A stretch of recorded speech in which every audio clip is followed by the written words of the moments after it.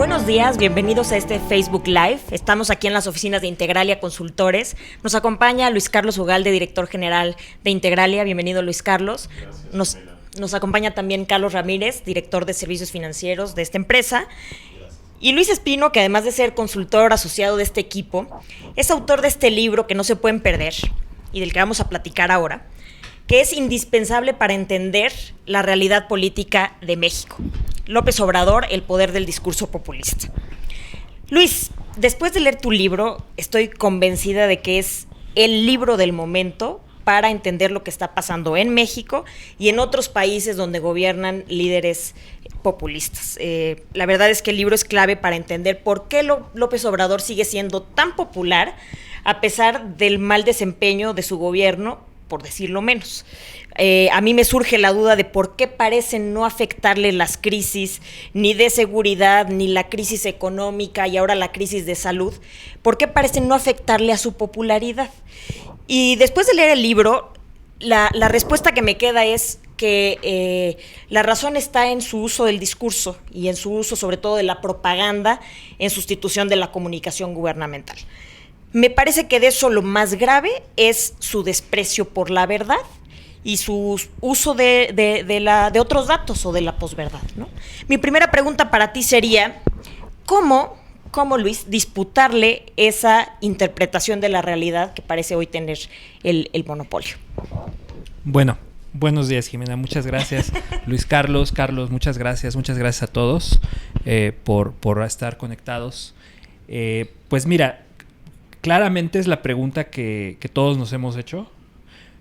Después de entender, como planteo en el libro, los 5 pasos que utiliza el presidente de manera tan disciplinada, tan sistemática, tan estratégica, para ganar lo que yo llamo en el libro la batalla por el control de la realidad,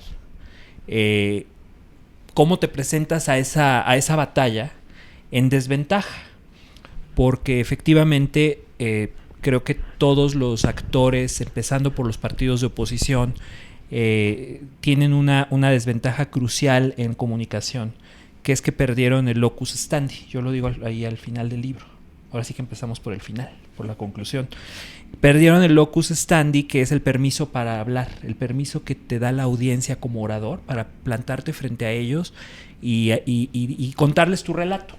Entonces no importa que hay mucha gente que dice es que la oposición o los empresarios o los críticos no tienen una narrativa. Entonces necesitan encontrar una narrativa atractiva que haga contrapeso a todo lo que explico en el libro y lo que vemos todos los días.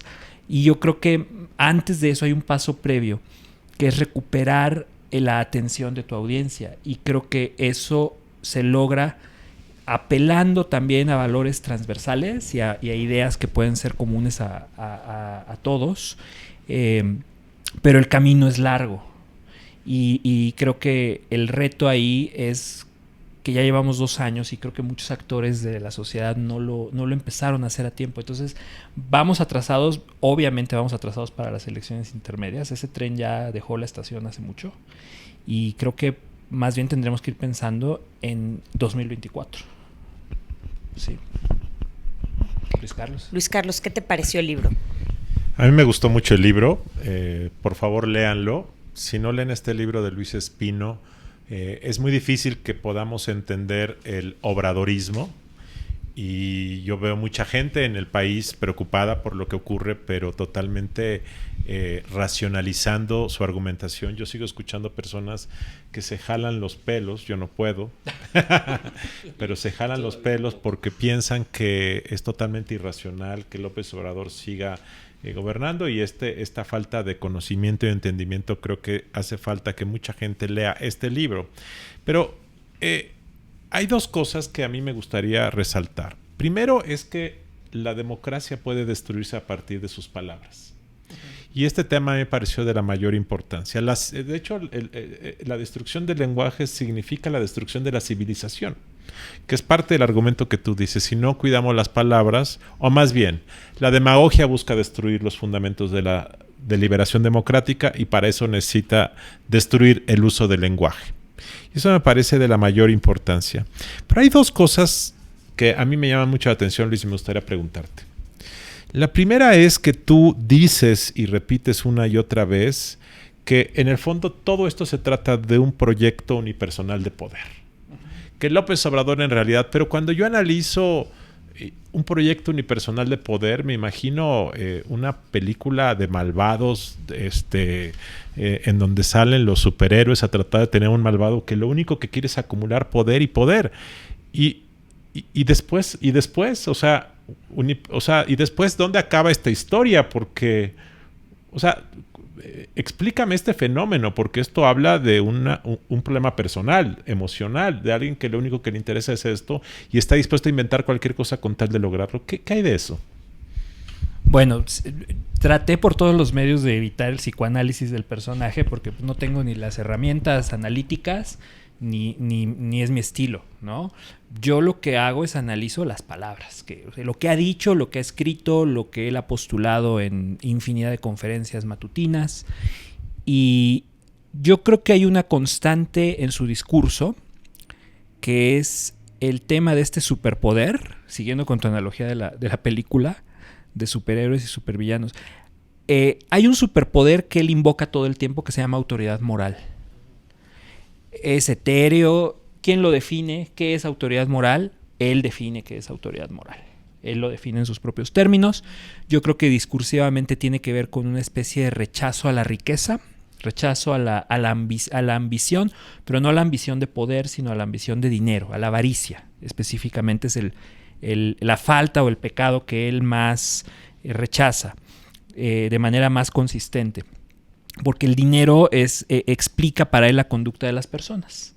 Si se fijan discursivamente, todo lo que él va haciendo es clasificar a las personas de acuerdo a algo que es su actitud ante el dinero. Básicamente, no a su actitud ante el poder. Eso él lo tiene plenamente asimilado y justificado, y él se autojustifica diciendo pues, que el poder es necesario para transformar, ¿no? Pero la parte moral de su discurso sí está muy, muy enfocada al tema de la actitud de las personas ante el dinero. Y esa autoridad moral, cuando llevas 2 años escuchándolo diario, ¿no? Con las consecuencias que ello conlleva, te das cuenta que solo él la tiene, o él es el que tiene más en todo México. No hay nadie a quien él le conceda, ni siquiera a la gente más cercana de su movimiento, que él diga, es que fulana tiene aquí, Jimén tiene toda la autoridad moral, o fulano de tal, o su gabinete, o... No, él habla de seguidores, son gente comprometida con la transformación, así los define, pero la autoridad moral emana de él, a borbotones, de manera natural. Por eso él entiende al pueblo, por eso él conoce sus deseos, sus demandas, por eso él es el único capaz de interpretarlas. Y en el libro lo que yo digo es que esa actitud, que en el fondo el mensaje es solo yo puedo gobernar, porque si solo una persona con autoridad moral puede gobernarnos, en el fondo el subtexto de eso es solo yo puedo gobernar México, o soy el mejor. No sé si se considera el único, pero sin duda se considera el mejor. Es lo que me hace afirmar, basado en sus discursos, que es un proyecto unipersonal de poder, más allá de cualquier interpretación de la personalidad, ¿no? del presidente. Carlos, ¿cuál ha sido tu opinión del libro? Pues mira, Luis, si uno va ahorita a una librería y va a la zona de novedades, se encuentra como 6 o 7 libros que tratan de explicar el momento actual, ya prácticamente a la mitad del camino de esta administración. Y de esos 6 o 7 libros, yo ya tuve oportunidad de revisar prácticamente todos, al menos en una primera visión, ¿no? El que mejor me ha parecido nos permite entender el momento actual es el tuyo. Y explico brevemente por qué, y te comento qué dudas me surgen luego de leer tu libro. Tú analizas a López Obrador más desde una óptica distinta, desde la óptica de cómo el personaje utiliza la propaganda, el lenguaje, digamos el histrionismo que él lleva a cabo todos los días en sus conferencias mañaneras, en sus discursos, y lo analizas para tratar de entender cómo está llevando a cabo su proyecto político. Es decir, desde esa óptica de cómo utiliza el lenguaje, eso cómo se traduce para efectos de su proyecto. Otros libros lo que hacen es analizar más bien, digamos, las cifras, los resultados, los números, si está teniendo más, menos, tratan de entender mejor al personaje desde un punto de vista psicológico. Yo creo que tu contribución al debate es que lo haces desde una óptica un tanto distinta. Ahora, tu tesis inicial es, López Obrador está en una batalla por controlar la realidad. Por supuesto, la primera pregunta que te quiero hacer es si tú crees que 2 años y medio después está logrando su cometido o no. En el libro, mi impresión es que dejas entrever que sí, que está logrando lo que busca a través de esta estrategia que combina comunicación con propaganda con un lenguaje.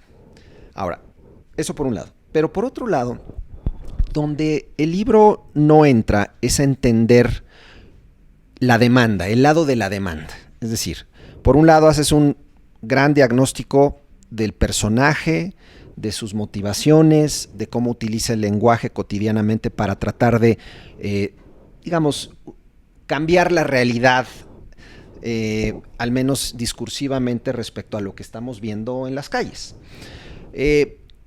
Pero no abordas el hecho de por qué los mexicanos, o un segmento tan importante de los mexicanos, está creyéndole. ¿Por qué está, a pesar de que la realidad en materia de números de seguridad, de economía, de salud, muestran un deterioro de crecimiento económico, de empleo, un deterioro significativo en los indicadores básicos de referencia de economía, salud y seguridad? ¿Por qué muchos mexicanos le están creyendo a esa propaganda, a ese discurso? O sea, la oferta está muy clara. Tenemos un líder populista que está utilizando toda la estrategia. Es un personaje muy racional, muy estratégico, que sabe muy bien lo que está haciendo, a pesar de que a veces algunos piensan que no. Es un personaje claramente que tiene una visión respecto a lo que busca en su proyecto.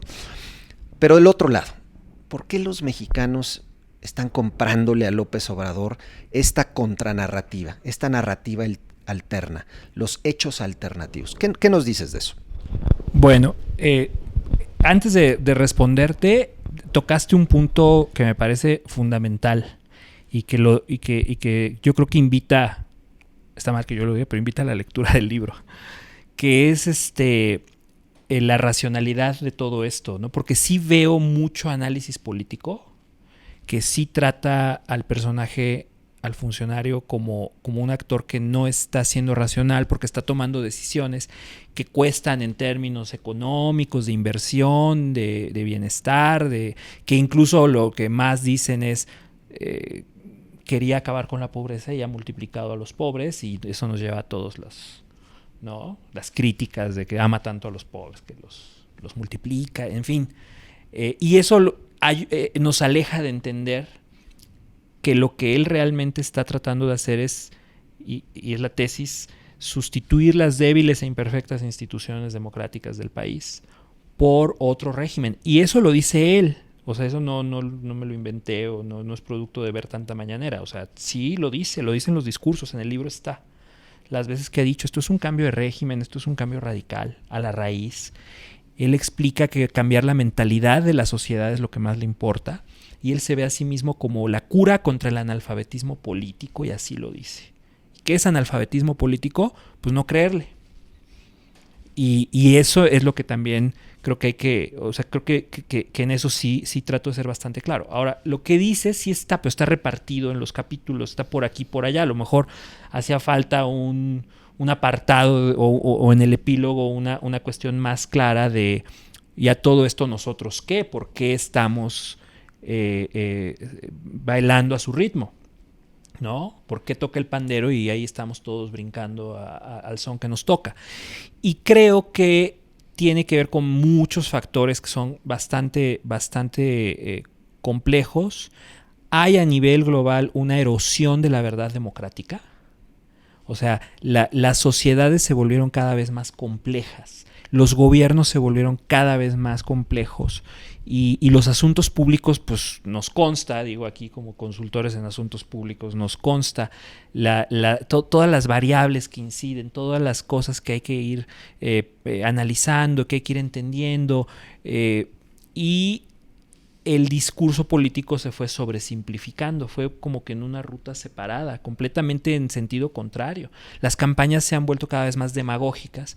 Yo en el libro explico que la demagogia es este discurso polarizante, buenos contra malos, que reduce todos los asuntos públicos y todos los problemas de una sociedad a una batalla entre el bien y el mal, a una lucha entre buenas y malas personas. Y cuando cada vez más porcentaje de la sociedad entiende los asuntos públicos y los problemas del país así, va preparándose el terreno, y yo lo digo al final, un demagogo solo puede triunfar en una sociedad demagógica. Y nuestra sociedad, los sexenios de la transición, fue perdiendo el interés o la centralidad que debería tener la deliberación democrática, ¿no? Esta discusión de problemas y soluciones, y se fue centrando más el debate público en el tema de las personas y si son buenas o son malas personas. Y no hablo del ciudadano en la calle o en el trabajo, en la escuela, no, hablo de las élites, hablo de la élite de opinión, los liderazgos de opinión, los periodistas. ¿Cómo le explica el periodismo a los ciudadanos los problemas públicos? Como errores de un presidente. Todo es culpa de los presidentes. Sí, oigan, y el grave problema tal, bueno, eso empezó en tal año con la decisión de tal presidente que empezó, ¿no? Esa sobresimplificación nos viene minando el juicio crítico desde hace muchos años. Y es en ese caldo de cultivo, y no solo en México, se vio en Estados Unidos con el ascenso de Trump, se vio en Reino Unido, se ve en Brasil, se ve en Turquía, se ve en muchos otros lados, es lo que permite que gane, a final de cuentas, el que cuente el mejor relato. No gana el que describe mejor los hechos, no gana el que tiene la mejor propuesta de solución, gana el que cuenta la mejor historia. El que cuente el mejor cuento gana. Y eso es lo que creo que lleva a que el mismo relato que en 2006 no jaló y en 2012 no jaló, en 2018 pegó con tubo, ¿no? Yo pienso que va por ahí la explicación, Carlos. Yo quisiera hacer una pregunta. Tú a lo largo del libro das la impresión de que todo le ha salido muy bien a López Obrador, de que ha logrado eludir la rendición de cuentas y de que tiene todo un manual de sobrevivencia frente a crisis. Platicas el tema del Culiacanazo muy bien, platicas la crisis de la pandemia muy bien. Y uno da la impresión de que no hay costos, pero yo sí creo que está habiendo muchos costos para el presidente. Simplemente los resultados de la elección del próximo 6 de junio, el presidente, según todos los datos de encuestas, va a pagar un costo que incluso le va a impedir concluir su cuarta transformación. Si pierde la mayoría calificada en la Cámara de Diputados, si pierde varias gubernaturas, si pierde varios congresos locales, o sea, y yo siento que en el fondo, a pesar de que su relato es popular con sus bases, yo siento que hay un gran segmento de la población que a lo mejor no lo escuchamos, pero que está harto, que ve que todos los días el presidente miente, cambia los términos del debate, elude. Yo sí siento que hay una insurrección silenciosa que vamos a ver el 6 de junio. Entonces yo primero diría, sí hay costo. Y la segunda que te quiero comentar es ¿cómo reacciona un presidente así ante la adversidad? Aquí en Integral a varios de nuestros clientes nos preguntan comúnmente, bueno, ¿y qué va a pasar si el presidente se enoja en la segunda mitad del sexenio porque se le sale del control el relato, se le sale de control la economía, ve que ya no va a estar junto a Benito Juárez en los murales del Palacio Nacional? ¿Qué crees que podría ocurrir si de repente todo se le desacomoda? ¿Cómo reacciona un líder populista?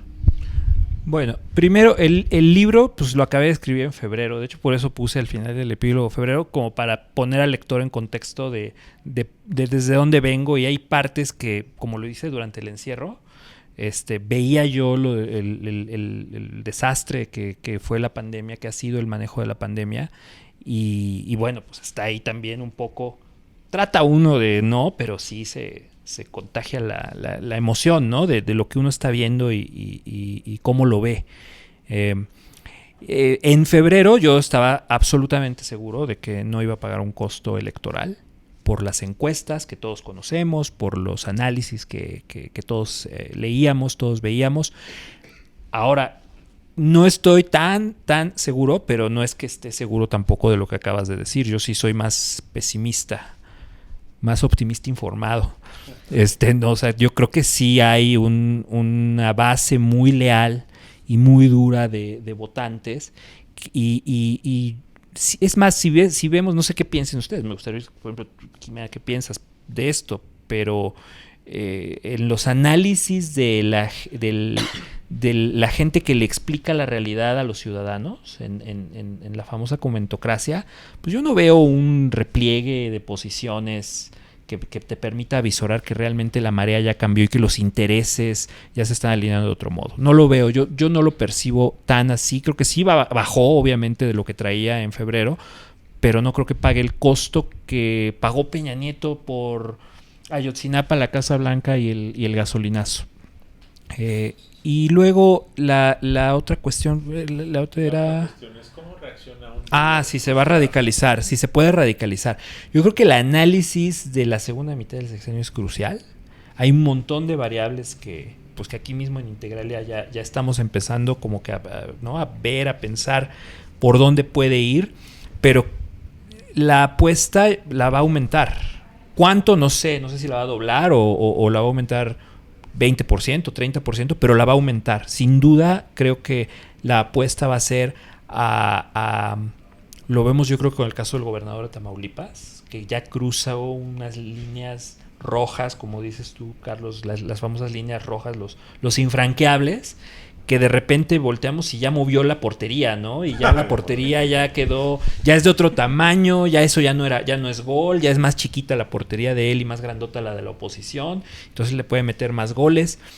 Y bueno, no sé, Jimena, ¿cómo ves tú el tema de la segunda mitad y de qué costos puede pagar? Si lo ves ahí en el libro, ¿está realista o cómo lo viste? Fíjate, Luis, yo tiendo a pensar un poco más como tú. No estoy tan optimista de que se va a balancear pues el escenario político tras las elecciones. Sí veo un costo político realmente. Desde hace meses ya decíamos aquí en Integralia que no veíamos la mayoría calificada y muchos nos cuestionaron, ¿no? ¿Cómo es posible si todas las encuestas dicen que va a arrasar? Y ya aquí dentro decíamos, no la vemos. Sí vemos una mayoría absoluta todavía, ¿no? O sea, no vemos un contrapeso tan fuerte de la oposición. Y de ahí me surge la pregunta que te quiero hacer. Creo que la batalla, más que política, es una por la verdad. O sea, creo que es una batalla por que triunfe la verdad y no la mentira o los otros datos. Creo que eso es algo muy riesgoso. Y la posverdad, que como bien dices en tu libro, es peor que la mentira, ¿no? Y lo segundo, que la verdad es lo que me encantó de tu libro, es la frase con la que me quedé, que el antídoto contra la demagogia no es la democracia, sino la decencia. Y creo que ya más allá de una contienda electoral se trata de cómo recuperar la decencia en general en la arena política, ¿no? Y pues por ahí va un poco la pregunta, ¿no? En primer lugar es cómo ser oposición frente a un gobierno que no admite opiniones distintas, no admite adversarios y además tiene controlado el discurso y la interpretación de la realidad. O sea, ¿cómo defiendes la verdad y puedes ser una oposición que defiende la verdad frente a alguien que tiene el monopolio del discurso? Esa es la primera. Y dos, más de largo alcance, o sea, ¿cómo empezar a recuperar la decencia? Porque parece que todos estamos jugando ese mismo juego. Todos los partidos políticos pues ya vieron que da resultados sobresimplificar la realidad, jugar al buenos y malos, jugar a atacar a las personas más que sus ideas, y entonces pues como fue una estrategia tan exitosa, pues todos le entran, ¿no? ¿Cómo empezar a recuperar poco a poco eso y que no nos gane ¿cómo recuperar la decencia, no? No, pues ese es el segundo libro. Esa es la secuela que a ¿no? El qué hacemos, porque sí es una pregunta que me han hecho bastante. Sí, todo muy bien, Luis, qué padre, lo explicas muy bien. ¿Qué hacemos, no? Y bueno, pues en eso estamos, ¿no? Hay que pensar muy bien cómo calibrar una respuesta social a esto. Creo que, a ver, partiendo tu pregunta en pedacitos para analizar cada uno, yo creo que primero, el tema de la decencia, esa frase del antídoto contra la demagogia no es la democracia, sino la decencia, a lo que va es a que si tú ves Estados Unidos, Donald Trump, cuando rompía las reglas, cuando movía las porterías, cuando cambiaba las reglas y las escritas y las no escritas de la democracia y de la convivencia social, etcétera, había, a mi modo de ver, no sé qué piensen ustedes, pues una respuesta social muchísimo más vigorosa que lo que vemos en México. Simplemente pensemos, ejemplos concretos, la pandemia, comunidad científica. O sea, fuera de signos vitales, ¿no? de esta organización no gubernamental que se crea ad hoc para el tema de la pandemia, yo no vi, y corríjanme, puedo estar mal, yo no vi una comunidad científica nacional pegando el grito en el cielo de las verdaderas atrocidades que se cometieron en la respuesta a la pandemia y que se siguen cometiendo. ¿Dónde están las universidades? En Estados Unidos, pues los académicos, los estudiantes universitarios estaban ahí. Todo el tema del Black Lives Matter, ¿no? Toda esta política de identidad que también irrumpe con mucha fuerza en la sociedad estadounidense para rechazar toda una serie de injusticias. En fin, hay un músculo social que en México no se ha visto, salvo en el caso del feminismo, que fue el único movimiento, y este es un lugar común ya decirlo, pero fue el único que mostró que la indignación y la calle no son monopolio de López Obrador, que hay indignación y que hay ganas de salir a la calle de otro sector que ha sido muy maltratado, injustamente marginal, etcétera, etcétera, con causas muy, muy justas, con banderas muy justas. Pero fuera de eso, fuera de ese 8 de marzo morado que tuvimos el año pasado, no veo esa indignación, ¿no? Esa respuesta vigorosa que uno esperaría de una sociedad democrática. Entonces, ¿qué hacemos? Bueno, yo creo que el rol principalísimo lo tienen las élites. Y las élites, no estoy hablando de los 30 familias, ¿no? O sea, las élites, todos los mexicanos que hemos tenido acceso a más oportunidades, a más educación, que tenemos más capacidad de incidir, todo aquel que tenga un micrófono, acceso a un micrófono como nosotros. ¿De qué llenamos la conversación pública? ¿Cómo hablamos? ¿Le seguimos diciendo a esto cuarta transformación? ¿Seguimos usando su lenguaje? ¿Seguimos discutiendo las cosas en su marco de referencia y en sus términos? ¿O empezamos nosotros a adoptar nuestro lenguaje, a hablar de problemas y soluciones, a buscar nuevas miradas a esos problemas que ya se han vuelto intratables como la violencia y la inseguridad? Yo creo que va por ahí. Y por eso en el libro digo, a ver, paso 1, recuperemos el lenguaje. No hablemos como él ni para criticarlo, porque el que controla el lenguaje controla la realidad, y el que controla la realidad controla el poder. Entonces creo que va por ahí. Yo empezaría a hacer ese llamado en las élites, sobre todo a mí, por sesgo profesional, las élites generadoras de opinión, las élites periodísticas, la élite empresarial, la élite académica que tan maltratada ha sido en este sexenio, ¿no? Quisiera hacerte otra pregunta. El virus del populismo de pronto tuvo, digamos, una efervescencia, ya ha tenido los últimos años una explosión en muchas partes del mundo. Mencionaste Turquía, Estados Unidos, por supuesto, la Gran Bretaña, está Hungría, está Polonia, nuestra América Latina siempre muy propensa a ese virus. Por supuesto Venezuela, pero también es Argentina, ahora en otras latitudes igualmente se respira ese ambiente pro líderes populistas. Yo tengo luego de leer tu libro me surge la pregunta, eventualmente López Obrador se va a ir. Él está, vamos a llamar, en una fase declinante de poder, que donde todavía van a pasar muchas cosas y ciertamente va a intentar hacer muchas cosas, pero estamos en una fase descendente ya del sexenio después del 6 de junio. ¿Qué sigue después de López Obrador? Y si una vez que una sociedad, vamos a llamar, adquiere el virus del populismo, si hay una vacuna en contra del populismo, si hay una vacuna en contra de la demagogia, si hay una vacuna en contra de la posverdad, ¿Existe, Luis, cómo eres optimista, pesimista respecto al futuro en México, vamos a llamar post López Obrador? ¿Cómo visualizas ese entorno? Bueno, hay pocos casos, ¿no? Es que lo que pasa es que hay pocas observaciones para el análisis. Caso uno que fui siguiendo, Argentina, después de 13 años de kirchnerismo, con una división y una polarización social profunda que llamaban allá la grieta, o que llaman allá la grieta, entre pro-kirchneristas y anti-kirchneristas, pues todos los asuntos públicos se siguieron debatiendo así, como una lucha entre buenos y malos. El gobierno de Macri, por supuesto, con muchísimos problemas de gestión propios de estados débiles, como el nuestro, ¿no? De instituciones débiles que ya no pueden dar respuesta a las demandas sociales.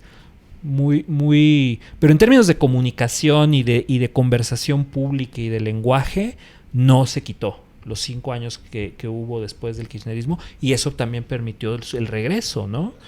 Estados Unidos es el otro caso que vemos con Trump, y que ya están saliendo los libros de la elección estadounidense. No sé si han visto, ya comienzan a salir esos análisis, y pues ahí va, hay hasta un libro que dice Lucky Biden, ¿no? O sea, qué suertudo, qué afortunado.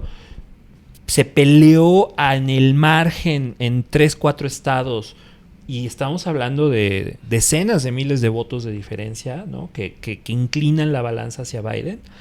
Pero tú ves las encuestas y en Estados Unidos los republicanos o los pro-Trump siguen viviendo en esa realidad paralela, con sus propios datos, con sus propios hechos, con sus propias narrativas, y lo ves en la actitud frente a la vacunación, ¿no? Que los estados rojos tienden a tener las tasas más bajas de vacunación. Y estás hablando ahí de la ciencia, ahí no estás hablando de si te cae bien o te cae mal Kamala Harris. Estás hablando de tu vida, tu salud y la ciencia médica. Y entonces, pues no es que sea pesimista, pero los signos apuntan a que esta era va a ser un poco más larga y no se va a medir en periodos presidenciales, ¿no? Yo creo que estamos entrando a una época, irónicamente, cuando estamos más conectados. En realidad quizá lo que Carlos dice es que no si hay vacuna, porque ya nos contagiamos. Más bien si hay alguna medicina, pero yo sí creo que el relato que tú narras también en tu libro es un relato que se nos va a quedar durante algunas décadas, y que a lo mejor lo que empieza a existir a partir de 2024 es el obradorismo, como una forma de entender la realidad, un obradorismo sin López Obrador. Y a mí lo que me da miedo es que el nuevo presidente de México, presidenta, por la dificultad de poder alcanzar rápidamente el liderazgo político de López Obrador, acabe por radicalizarse más para tratar de cohesionar a las bases obradoristas que se van a sentir como desprotegidas sin el manto del líder, o que López Obrador acabe siendo el poder detrás del trono, un hombre público que haga mítines, que esté en gira en todo el país constantemente. Eso puede acabar ocurriendo. Pero yo sí creo que el relato se va a quedar y que se puede agudizar, y tengo la impresión de que hay élites ingenuas que piensan que si hoy pierden la mayoría calificada en la Cámara de Diputados ya se va resolviendo el problema, y que después ya viene Marcelo Ebrard o Claudia como presidentes, entonces ya luego viene Pepe Mid, ¿no? Esa ingenuidad yo siento que va a hacer que en lugar de tomar las cosas con seriedad, las élites mexicanas otra vez pateen la pelota como si ya todo se hubiera resuelto. Sí, hay una apuesta, ¿no? Se siente, ¿no? Una apuesta así como al soft landing del populismo, vamos a tratar de hacer un aterrizaje de emergencia, ¿no? En Acapulco, a ver si, ¿no? Y con esos dos personajes hoy bastante vapuleados. Pero bueno, no entremos en futurología política, amigos. No, para más información vean los reportes políticos de Integralia. Oye, Luis, esto ya es... la verdad es que después de leerlo yo me quedé pensando en una actividad que hacemos en Integralia, y estaba pensando si preguntártelo aquí o detrás de cámaras, pero aquí delante de la verdad todos. es que yo me quedé pensando, no sé si ustedes, si debemos seguir, por ejemplo, siguiendo las conferencias mañaneras todos los días. Esa es una discusión interna de Integralia. Y la verdad es que, o sea, frecuente. me lo pregunté seriamente, además de que la verdad es que no es una actividad agradable, Pero lo que me quedé pensando es, estamos todos bailando al son que nos toca, ¿no? Y entonces, pues todos decimos 4T, nos referimos al gobierno como tal, como la cuarta transformación, y si el presidente ya dijo tal cosa, aunque no tenga fundamento, y entonces eso levanta las alarmas y es lo que estamos constantemente reportando y es lo que nos está echando a andar, un poco en tono de broma, pero también en serio, ¿no? Es como... Y debemos seguir bailando como el Señor nos dice, es decir, que siga dominando de esa forma la conversación y nosotros estar ahí tras lo que diga, tenga o no sustento, porque veo a los medios haciendo lo mismo, ¿no? O sea, reportando, ya dijo que cualquier cosa que diga en la mañana, ¿no? Entonces estamos todos tras eso, la pauta que él nos marca. Y un poco lo que decías de la responsabilidad de las élites o de quien tiene un micrófono o de quien puede comunicar, debemos seguir haciendo eso. Si no lo hacemos, nos aislamos. Y déjame complementar este comentario de Jimena. Yo pienso, y se lo he dicho a muchos periodistas, que a mí me parece que los medios debiesen cumplir un papel de responsabilidad social y reproducir aquello que es relevante, que no es frívolo y que tiene cánones de veracidad. Porque si repiten todo lo que dice el presidente, pues contribuyen a la destrucción de la democracia deliberativa. Y me dicen, no, pues es que es noticia, lo tenemos que reproducir, pero ¿qué acaso no hay una responsabilidad de filtrar? Claro, López Obrador diría que están censurando, pero eso es lo que uno esperaría de los medios. Claro. Sí, bueno, hay una responsabilidad, a eso me refiero cuando hablo de las élites, la élite periodística, por supuesto. En Estados Unidos, volviendo al ejemplo que tenemos más a la mano y más fresco, sí pasó, ¿se acuerdan? O sea, hubo cadenas de televisión abierta que cortaban la señal de las conferencias de prensa de Donald Trump. Aplicaban esto que se llama el sándwich de la verdad, que es que si Donald Trump decía una mentira, el periodismo, el titular, el encabezado no decía la mentira, sino que empezaba diciendo, sin ninguna evidencia, por ejemplo el cubrebocas, sin ninguna evidencia, Donald Trump asegura que el cubrebocas no funciona, punto. Sí funciona. La ciencia dice que sí funciona. Ese era el sándwich. Pones la mentira entre dos panes de verdad, ¿no? Primera afirmación, verdadera. Sin evidencia, el presidente afirma. Luego el sándwich, ¿no? Ahí el bullshit es ahí la parte de en medio, el jamón, digamos. Y luego el otro pan de verdad. Sí funciona el cubrebocas. Entonces eso, en un mundo en el que la gente va viendo el teléfono así nada más y vas viendo encabezados nada más, y hasta Twitter te pregunta antes de retuitear, ¿ya leíste el artículo, no? Vas a retuitear sin saber. Creo que eso puede ser unos diques, pero son diques de contención. Es inevitable que sigamos así en esa dinámica. Yo era de los revoltosos aquí adentro que decía, ya no hay que apaguen la tele y no hay que verlo y díganle a los clientes que no le hagan caso. Pero ya después de 2 años me he dado cuenta. Es inevitable. ¿Por qué? Porque justamente esa es una de las cuestiones de las técnicas de la propaganda que explico en el libro, que es la saturación. Es el bombardeo al que estamos sujetos no tiene precedentes. Que desde el Estado se utilice el poder del aparato gubernamental para saturar la conversación pública del modo en que lo hemos vivido estos 2 años no tiene precedentes en México. No los tiene. Estamos como que nos acostumbramos demasiado rápido a ello y como que no nos hemos dado cuenta que sí tiene un efecto. Porque a final de cuentas, de repente sí dice cosas que va a hacer y que cumple. Y entonces es imposible, en medio de toda la saturación de propaganda y de mentiras y de medias verdades, pues sí tienes que pasar varias horas ahí haciendo la criba, ¿no? Para separar la paja del trigo. Y aunque es muy poquito trigo y es mayoritariamente paja radioactiva, sí hay que hacerlo. Pues si estamos en asuntos públicos no nos queda de otra. Y perdona a mis compañeros de Integralia, pero sí hay que seguir viendo las mañaneras. No, y quizás, perdón, para complementar tu idea, y creo que nuestra responsabilidad es, aunque implique mayor trabajo, mayor esfuerzo, en algún momento lo hicimos, verificábamos las aseveraciones del observador y hacíamos un fact-check. Creo que aunque implica un doble esfuerzo, esa es parte de nuestra responsabilidad. También informar a los clientes qué de lo que Pero dice. comenta lo del fact-check, es súper importante lo que nos pasó con el fact-check, ¿no? Bueno, en el primer año que analizamos todas las mañaneras del observador, todas las aseveraciones que pues nosotros las clasificábamos como verdaderas, falsas o sin posibilidad de verificación, ¿no? Como decías el caso de Trump, no hay información para sustentarlo. Y al menos 30% de las aseveraciones eran falsas. No estamos contando las que son parcialmente verdaderas o las que no se podían verificar, ¿no? O sea, 30% eran falsas. Y eso nos pareció alarmante. Creo que es un ejercicio, digo, a lo mejor ya me estoy poniendo la soga al cuello porque además era una actividad que a mí me tocaba asumir.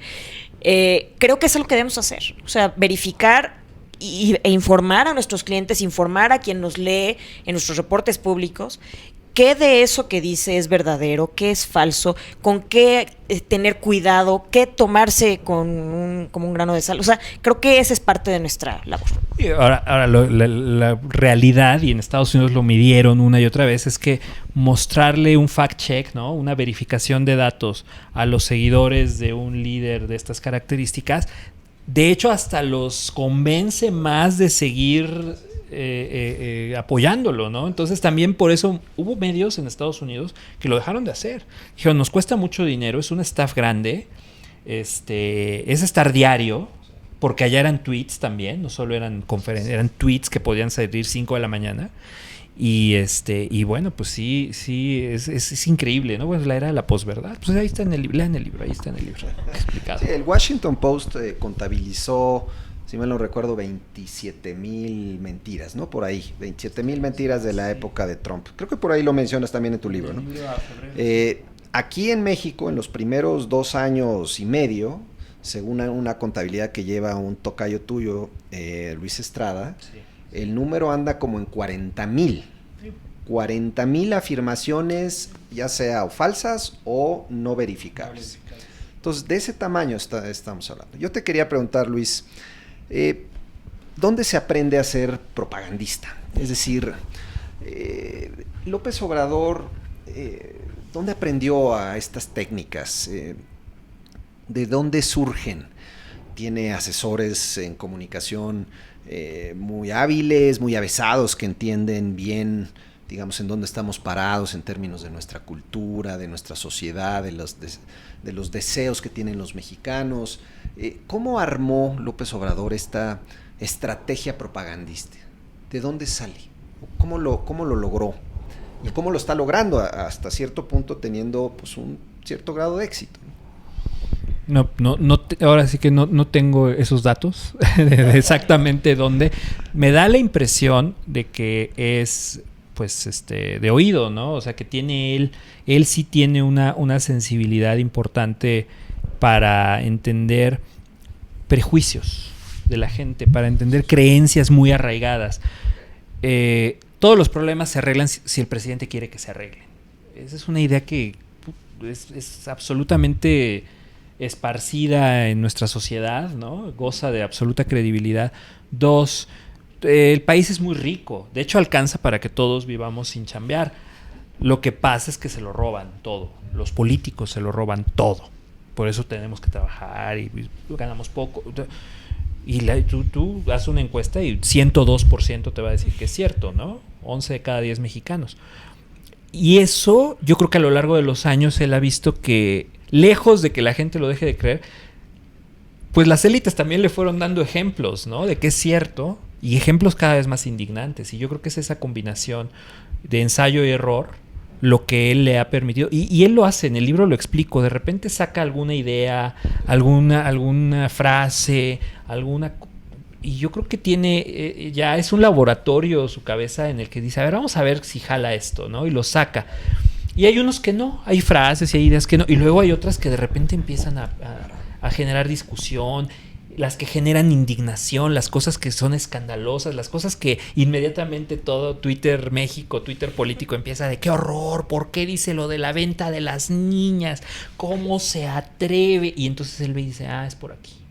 Entonces, ¿para qué me sirve ese tipo de afirmaciones? Yo digo, en el libro explico, usa lenguaje para el desahogo, lenguaje para la división y lenguaje para la distracción. Esas son los tres objetivos de la manipulación del lenguaje. Y él va viendo para qué sirve cada cosa. Y creo que sí es un talento nato. No creo que... Ahora, la parte de redes, la parte ya digital, la parte de manejo de los medios del Estado, yo creo que esos ya son manuales del populismo latinoamericano clásico, probados y comprobados, y de estados autoritarios, ¿no? Yo creo que sí, también ahí ya hay escuela y ejemplos previos. No sé, ¿tú cómo ves? Yo creo que ha sido intuición, yo creo que ha sido recorrer el país, yo siento que pues, ha sido que escucha a la gente genuinamente, y yo creo que así se ha ido. No creo que tenga un sistema de pantallas en un cuarto de guerra. No, la verdad es que no. La verdad es y que mientras tanto en Palacio Nacional nos están viendo. Yo creo que es bastante así de ensayo y error. Ahora, yo quiero terminar un comentario diciendo que yo creo que... Voy a dar una frase optimista. Yo siento que la sociedad mexicana puede ser menos rehén de este experimento populista, no porque no tenga las bases de la desigualdad, la discriminación y el clasismo que nutren el populismo, que lo tenemos desafortunadamente, sino porque tenemos una sociedad más globalizada, más abierta, probablemente que otras naciones que han sido capturadas. La comunidad económica de América del Norte creo que es un insumo muy potente. La migración tan intensa que hay de ida y vuelta, la diversificación económica que hay en México que no tienen otros países que han sido capturados, creo que es una cosa que puede diluir o hacer menos perdurable en el tiempo esta fase destructiva del populismo. ¿Te gusta mi optimismo? O... No. Yo creo que sí. O sea, el péndulo político definitivamente no puede quedarse de un lado. Va a bajar y va a llegar al centro y puede irse al otro extremo. El tema es cuánto tiempo va a llevar y el costo que vamos a pagar como sociedad para que eso suceda, y yo creo que va a durar menos en la medida en la que las élites pues recuperemos esa integridad que hace falta, esa decencia, y tengamos más, a mí me parece, más fuerza para rechazar cosas que no pueden decirse o hacerse, ¿no? No sé. Carlos, ¿cómo ves? Yo quiero ser optimista y tiendo a coincidir en que somos una sociedad mucho más compleja de lo que éramos en los 70s, cuando México también contrajo el virus, digamos, del populismo. Y digo, en aquel entonces con un partido hegemónico, ¿no? En medio de un sistema político no democrático, pero finalmente con ciertas similitudes a esa época. La buena noticia es que México ha cambiado, ¿no? Somos una sociedad mucho más compleja, mucho más abierta, mucho más deliberativa. Finalmente estos 30 años de transición democrática sí han dejado algo, y creo que algunas de esas resistencias van a servir para que este momento actual, que va a durar todavía un tiempo sin duda, sea, esperemos, menos destructivo de lo que esperemos que sea menos destructivo. Luis, pues yo me quedo otra vez con esa frase que tanto me gustó, porque creo que también es una invitación para todos a qué hacer, y es uno empezar por recuperar el lenguaje, ¿no? En eso creo que todos podemos jugar, tenemos algo que hacer, y apostarle por la decencia y no por este mismo juego demagógico de buenos contra malos y de ataques personales, sino entrar en el terreno de las ideas y de propuestas y de respeto, sobre todo eso, ¿no? Creo que tu libro lo deja muy claro, es una invitación no solo para los políticos, sino para todos en general. Es el juego que debemos jugar y no el de la sobresimplificación y la posverdad y los otros datos y lo que sea que me convenga, así sea mentir, con tal de lograr mi objetivo, ¿no? Entonces creo que en eso pues todos tenemos algo que hacer, y nuevamente invitarlos de verdad a que lean este libro. Es indispensable para entender lo que está pasando en México y, insisto, en otros países donde también están contagiados de este virus del populismo. Y bueno, además ya se está acabando, ¿no? Entonces, apúrense. ¿El virus o el libro? El libro se está agotando, así que los invitamos a que lo adquieran pronto. Muchas gracias, Luis. Salió una nueva reimpresión, ya está en camino. Pero muchas gracias, no, al contrario. Muchas gracias. Muchas felicidades. Muchísimas gracias. Gracias a todos por vernos.